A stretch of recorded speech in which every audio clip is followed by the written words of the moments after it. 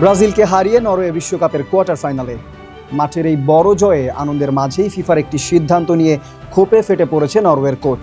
5 বারের বিশ্ব চ্যাম্পিয়ন ব্রাজিলকে হারিয়ে দারুণ উচ্ছ্বাসে ভাসছে নরওয়ে। ম্যাচ শেষে সংবাদ সম্মেলনে নরওয়ের কোচ সালবা ক্যান ছিলেন বেশ হাসি খুশি। তবে একটি প্রশ্ন আসতেই বদলে যায় পুরো আলোচনার মোড়।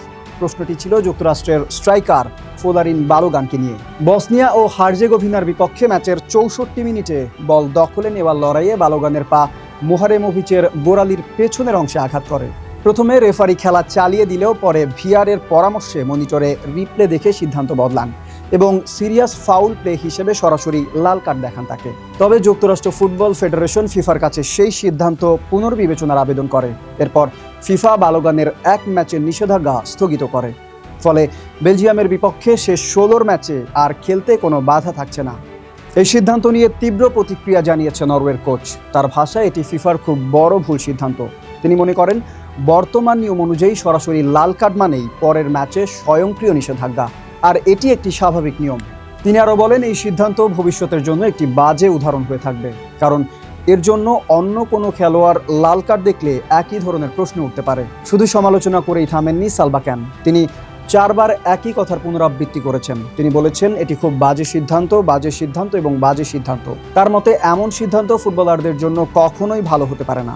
অন্যদিকে ফিফা এক বিবৃতিতে জানিয়েছে ডিসিপ্লিনারি কোডের 27 নম্বর অনুচ্ছেদ অনুযায়ী বালোগানের ম্যাচ নিষেধাজ্ঞা 1 বছর প্রবেশনকাল পর্যন্ত স্থগিত রাখা হয়েছে। বিশ্বকাপের ইতিহাসে এমন ঘটনা প্রায় দেখা যায় না।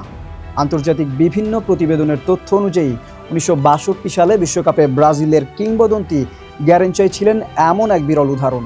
সেমিফাইনালে বহিষ্কার হলেও তিনি ফাইনালে খেলেছিলেন। তবে সেই সময় বর্তমানের মতো স্বয়ংক্রিয় এক ম্যাচের নিষেধাজ্ঞার নিয়ম চালু ছিল না।